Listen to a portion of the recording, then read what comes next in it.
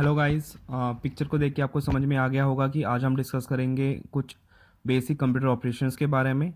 हमने अपने jam session में कम्युनिकेशन स्किल्स के बारे में हमने पढ़ा था, तो उसके फर्दर जो आता है ये बेसिक कंप्यूटर ऑपरेशंस के बारे में इंफॉर्मेशंस हैं, जिसमें सबसे पहले हम ये जानेंगे कि जो हमारा कंप्यूटर है वो काफ़ी ज़्यादा यूज़फुल मशीन मानी गई है। तो हमें इस यूज़फुल मशीन को एक तरीके से प्रॉपरली तरीके से उसको स्टार्ट करना, और जब हमारा काम ख़त्म हो जाए उसको एक प्रॉपरली तरीके से शट डाउन करना आना चाहिए। कभी कभी क्या होता है, अगर हम अपने सिस्टम को स्विच ऑफ कर देते हैं और हमारी जो वर्किंग फाइल्स हैं वो हम क्लोज नहीं करते, तो उसमें क्या होता है कि काफ़ी ज़्यादा चांसेस बढ़ जाते हैं कि हमारा ऑपरेटिंग सिस्टम करप्ट हो जाता है। क्लियर? तो यहाँ पर हम सबसे पहले डिस्कस करेंगे कि भाई ऑपरेटिंग सिस्टम है क्या, उसके फंक्शंस क्या हैं। तो बढ़ते हैं डेफिनेशन की तरफ। ऑपरेटिंग सिस्टम एक बेसिक सॉफ्टवेयर माना गया है जो कंप्यूटर को कंट्रोल करने के काम में आता है। ये एक तरीके का इंटरफेस है, किसके बीच में? यूज़र के बीच में और कंप्यूटर के बीच में। अगर मेरे कंप्यूटर में ऑपरेटिंग सिस्टम नहीं है तो यूज़र मेरे कंप्यूटर को यूज़ नहीं कर पाएगा। क्लियर? यहाँ पर हम कुछ इसके बेसिक ऑपरेशंस देखेंगे कि भाई ऑपरेटिंग सिस्टम के क्या बेसिक फंक्शंस हैं। बढ़ते हैं। पहला फंक्शन कहता है कि जो मेरा ऑपरेटिंग सिस्टम है वो कंप्यूटर के सारे डिवाइसेस को मैनेज करता है, उनका रिकॉर्ड रखता है एक तरीके से। ठीक है, कौन सा हमारा डिवाइस बिजी है, कौन सा हमारा डिवाइस बिजी नहीं है। दूसरा पॉइंट ये कह रहा है जो मेरा ऑपरेटिंग सिस्टम है वो ये भी चेक करता है कि मेरा वो जो डिवाइस है वो प्रॉपर तरीके से काम कर रहा है या नहीं कर रहा है। फॉर एग्जाम्पल मैं आपको एक प्रिंटर का एग्जाम्पल दे देता हूँ कि मान लीजिए हमने प्रिंटर में कार्ट्रेज नहीं डाली, ठीक है, हमने प्रिंट की कमांड दे दी, तो ऑपरेटिंग सिस्टम हमें एक तरीके से एरर मैसेज शो करता है कि कार्ट्रेज नॉट इंसर्टेड, ठीक है, ये नॉट वेल इंसर्टेड। तो वो कौन बताता है हमें? Operating system. थर्ड पॉइंट कहता है कि कंप्यूटर के ये सॉफ्टवेयर रिसोर्स को भी कंट्रोल करता है। जो हमारे सॉफ्टवेयर जो रिसोर्स अंदर के, वो उनको भी कौन कंट्रोल करेगा? मेरा ऑपरेटिंग सिस्टम कंट्रोल करेगा। क्लियर? आगे ये कहता है ये कंप्यूटर की मेमोरी को भी मैनेज करता है, ठीक है, ये उनका भी ट्रैक रिकॉर्ड रखता है कि कितनी हमने मेमोरी यूज कर ली है और कितनी हमारे स्पेस खाली है। ये हमारे नेक्स्ट पॉइंट में ये हमारे फाइल्स और डायरेक्टरी के, कंप्यूटर सिस्टम की फाइल और डायरेक्टरी के स्ट्रक्चर को भी मैनेज करता है। ठीक है, अगर हमें एक तरीके से कभी देखना कि डी ड्राइव में कितनी फाइल्स रखी हुई हैं, ठीक है, तो हम उस पर क्लिक करते हैं तो हमारे सारे फोल्डर्स आते हैं। कौन करता है? Operating system. ये हमारे डिस्क स्पेस की मेमोरी को भी, अमाउंट ऑफ मेमोरी को भी ट्रैक रखता है कि किस फाइल ने कितनी मेमोरी ली हुई है। ठीक है, और लास्ट में it allow use to create, copy, move and delete files. तो ये भी अलाउ करता है कि अगर मुझे कोई फाइल क्रिएट करनी हो, कॉपी करनी हो, मूव करनी हो और डिलीट करनी हो, तो ये सारे काम हमारे कौन करता है? Operating system. क्लियर? इसके आगे हम बढ़ते हैं टाइप्स ऑफ ऑपरेटिंग सिस्टम के बारे में। ठीक है, तो यहाँ पर हमारे कुछ ऑपरेटिंग सिस्टम के कुछ कॉमनली टाइप्स होते हैं जो हमने कुछ 9th क्लास में भी डिस्कस किए थे। तो पहला आता है हमारा डोस, जिसको हम एक तरीके से बोलते हैं डिस्क ऑपरेटिंग सिस्टम। एक हमारा होता है विंडोज़। विंडोज़ एक तरीके से एक ऑपरेटिंग सिस्टम है जो माइक्रोसॉफ्ट ने डेवलप किया था, और यहाँ पर मैं आपको विंडोज़ की एक फुल फॉर्म भी बता देता हूँ। विंडोज़ का मतलब होता है wide interactive network development for office work solution. ठीक है, तो ये एक तरीके से विंडो की फुल फॉर्म है जो मैंने यहाँ पर आपको डिस्कस करी। उसके आगे बढ़ते हैं। फिर आता है मेरा लाइनेक्स। लाइनेक्स भी एक तरीके से ऑपरेटिंग सिस्टम है जो पर्सनल कंप्यूटर्स के लिए डिज़ाइन किया गया हुआ है। लाइनेक्स एक तरीके से फ्री और ओपन सोर्स सॉफ्टवेयर माना गया है। हमारे पास मोबाइल ऑपरेटिंग सिस्टम्स भी होते हैं, जैसे कि हमारा एंड्रॉयड हो गया, सिम्बियन हो गया, विंडोज़ फ़ोन हो गया, iOS हो गया। तो ये सारे के सारे क्या हैं? हमारे ऑपरेटिंग सिस्टम के टाइप हैं। आगे चलते हैं। यहाँ पर हमें कुछ ऑपरेटिंग सिस्टम के टाइप्स बता दीजिए या मेथड्स बोल दीजिए आप। तो यहाँ पर अलग अलग हमें ऑपरेटिंग सिस्टम के कुछ टाइप्स दिए हुए हैं। पहला आता है मेरा इंटरेक्टिव GUI बेस्ड, जिसको हम बोलते हैं ग्राफिकल यूज़र इंटरफेस बेस। ये एक तरीके से यूज़र फ्रेंडली ऑपरेटिंग सिस्टम होता है जिसमें जो हमारी कमांड्स होती है, सिंगल क्लिक, डबल क्लिक या हम राइट क्लिक करके माउस से अपनी कमांड्स दे सकते हैं। ठीक है, जो जो मेरा विंडो है, विंडो 7 हो गया, हमारा विंडो 10 हो गया, ये एक तरीके से एग्जाम्पल है, एक उदाहरण है इंटरेक्टिव ऑपरेटिंग सिस्टम का। उसके बाद आता है single user single task operating system. तो इस टाइप के जो ऑपरेटिंग सिस्टम होते हैं उसमें क्या होता है, वो एक ही यूज़र को अलाउ करता है सिस्टम पे काम करने के लिए, और one thing at A time, तो एक टाइम में एक ही चीज़।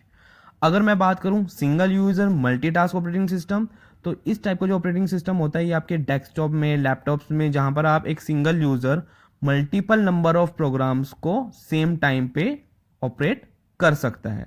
तो यहाँ पर हमारे कौन से होते हैं, ये single user multitask operating system. फिर उसके बाद आता है मेरा multi user operating system. Multi user operating system क्या करता है, ये मल्टीपल यूजर्स को अनेबल करता है सेम कंप्यूटर पे काम करने के लिए डिफरेंट टाइम पे या एक साथ, तो उसको हम क्या बोलते हैं, मल्टी यूजर ऑपरेटिंग सिस्टम। उसके बाद आता है मेरा real time operating system. Real time operating system machine को कंट्रोल करने के लिए, साइंटिफिक इंस्ट्रूमेंट को कंट्रोल करने के लिए, जैसे कि हमारे रोबोट्स हो गए, ठीक है, कॉम्प्लेक्स एनिमेशंस को कंट्रोल करने के लिए, कंप्यूटर कंट्रोल्ड ऑटोमेटेड मशीन्स को कंट्रोल करने के लिए, वहां पर क्या यूज होता है मेरा रियल टाइम ऑपरेटिंग सिस्टम। बहुत ही बेटर एग्जांपल मैं आपको देता हूं, जैसे हमारे एक तरीके से अगर मैं रियल टाइम ऑपरेटिंग सिस्टम की बात करूं, जैसे हमारे ट्रैफिक सिग्नल्स हैं, ठीक है, तो जो हमारी जो ट्रैफिक लाइट्स हैं, तो एक तरीके से वो कौन सी हैं, रियल टाइम ऑपरेटिंग सिस्टम उसमें होता है। हमारी एटीएम मशीन, वो हमारी कौन सी होती है, रियल टाइम ऑपरेटिंग सिस्टम्स होती हैं, ठीक है, जब आप पैसे निकालते हैं एक तरीके से, तो उसमें जो टाइमिंग होता है वो कौन कर रहा है, रियल टाइम ऑपरेटिंग सिस्टम कर रहा है। A real time operating system is a computing environment that react to input within a specific period of time. तो रियल टाइम ऑपरेटिंग सिस्टम ये सारा काम कैसा है, एक स्पेसिफिक पीरियड ऑफ टाइम में जो काम करे वो कौन सा होता है, हमारा रियल टाइम ऑपरेटिंग सिस्टम होता है। फिर आता है हमारा distributed operating system that run on a set of computers that are interconnected by a network. जो एक हमारे बहुत सारे कंप्यूटर्स पे रन होता है जो एक दूसरे से इंटरकनेक्टेड होते हैं। It combines the different computers in the network. ये हमारे अलग अलग कंप्यूटर्स को नेटवर्क में कंबाइन करता है into a single integrated computer, एक सिंगल इंटीग्रेटेड कंप्यूटर में। हमारे यहाँ पर एग्जांपल दे रखे हैं Windows, Unix and Linux are the example of distributed operating system. तो हमारे ये वहाँ पर विंडोज, यूनिक्स, लाइनक्स हमारे डिस्ट्रीब्यूटेड ऑपरेटिंग सिस्टम के उदाहरण दे रखे हैं। एक मैं आपको उदाहरण दे देता हूँ कि जैसे क्या होता है कि हमारे पास प्रिंटर एक है और मल्टीपल नंबर ऑफ सिस्टम्स हैं, तो हमें हर सिस्टम के लिए प्रिंटर की रिक्वायरमेंट नहीं होती, ठीक है, तो हम एक ही सिस्टम, हम किसी भी सिस्टम से प्रिंट की कमांड देंगे तो हमारी प्रिंट की कमांड वहाँ से आ जाएगी। क्लियर। अब हम इसके आगे बात करते हैं कि जैसे हमने विंडोज 7 ऑपरेटिंग सिस्टम हमारे सिस्टम के अंदर है, ठीक है, तो हमें ये तो पता है कि ये माइक्रोसॉफ्ट के द्वारा डेवलप किया गया है और ये हमारे पर्सनल कंप्यूटर में इस्तेमाल होता है। जब हम विंडोज 7 को लोड कर लेते हैं तो हमारी पहली जो स्क्रीन अपीयर होती है तो उसको हम क्या बोलते हैं, डेस्कटॉप बोलते हैं, ठीक है। तो from the desktop you can access different components of Windows 7। तो हम डेस्कटॉप से हम विंडोज 7 के अलग अलग कंपोनेंट्स को हम एक्सेस कर सकते हैं।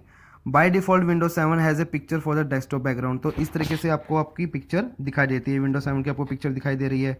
ये वॉलपेपर हो गया, ये हमारा नीचे टास्क बार आपको दिखाई दे रहा है, यहाँ पर लेफ्ट हैंड साइड नीचे में आपको स्टार्ट बटन दिखता है, ठीक है। ये एक तरीके से मेरा कंप्यूटर आइकन आपको दिखाई दे रहा है, ये हमारे रिसाइकल बिन्स हैं। तो जितने भी आपको ये पिक्चर्स डेस्कटॉप पे दिखाई दे रहे हैं इन सभी को हम क्या बोलते हैं, यहाँ पर आइकन्स बोलते हैं। और आइकन्स रिप्रेजेंट करता है फाइल्स को, फोल्डर्स को और एप्लीकेशंस को। इसके बाद आता है कि अगर मैं कंप्यूटर के बारे में बात करूं, ठीक है, तो कंप्यूटर एक तरीके से जितने भी हमारे स्टोरेज एरिया होते हैं उसको डिस्प्ले करता है कि भाई हमारे में ड्राइव कितनी है, ठीक है, सी ड्राइव है, डी ड्राइव है। Through the computer icon you can access all drives, files and folders on the computer. तो वो अपने कंप्यूटर पे सारे ड्राइव्स को एक्सेस कर सकते हो, फाइल्स को एक्सेस कर सकते हो और फोल्डर को एक्सेस कर सकते हो। When U double click on computer icon a window show. तो आप जब भी कंप्यूटर पर डबल क्लिक करते हो तो इस तरीके से आपको शो होता है। फिर उसके बाद आता है डॉक्यूमेंट, एक कंप्यूटर का वो एरिया जहाँ पर आप अपनी फाइल्स को स्टोर कर सकते हो। फिर हमारे पास आता है टास्क बार, जो हमारा एक लॉन्ग हॉरिजॉन्टल बार होता है स्क्रीन की बॉटम पर। सबसे पहले दिखता है हमें स्टार्ट बटन, फिर हमारी होती है एक्टिव एप्लीकेशंस, जो फाइल्स हमने रन करी हुई होती हैं। फिर आता है हमारा नोटिफिकेशंस और लास्ट में हमें दिखता है date and time icon system पे जब आप देखते हो, ठीक है। तो ये हमारा क्या होता है, यहाँ पर टास्क बार होता है। टास्क बार में जब आप left hand side start button में जब आप क्लिक करते हैं तो यहाँ पर आपको सेवरल प्रोग्राम्स और फीचर्स आपको एक्सेस करने के लिए आपको दिखाई देते हैं। तो सबसे पहले यहाँ पर आता है एक तरीके से शट डाउन, जो सिस्टम को, कंप्यूटर को शट डाउन करने के लिए यूज़ में आता है। उसके बाद आता है ऑल प्रोग्राम्स, तो जो भी आपने इंस्टॉल्ड एप्लीकेशंस करी होती हैं, प्रोग्राम्स करे होते हैं, उनको एक्सेस करने के लिए काम में आता है। एक आता है आपका स्टार्ट में सर्च बॉक्स, ठीक है, कोई भी अगर आपको कोई फाइल, फोल्डर या कोई एग्जीक्यूटेबल फाइल रन करनी हो तो आप सर्च बॉक्स में सर्च कर सकते हैं। उसके बाद आता है कंट्रोल पैनल, जहाँ पर आपको वेरियस सेटिंग्स अगर यूज़र को चेंज करनी हो तो कंट्रोल पैनल में जाके कर सकता है, ठीक है। स्टार्ट बटन के अलावा एक चीज़ आती है रिसाइकल बिन, जो भी कोई भी डिलीटेड फाइल, आप कोई फाइल डिलीट करते हैं तो वो फाइल किस में चली जाती है, हमारी रिसाइकल बिन में चली जाती है। तो आई होप आपको यहाँ तक समझ में आया होगा।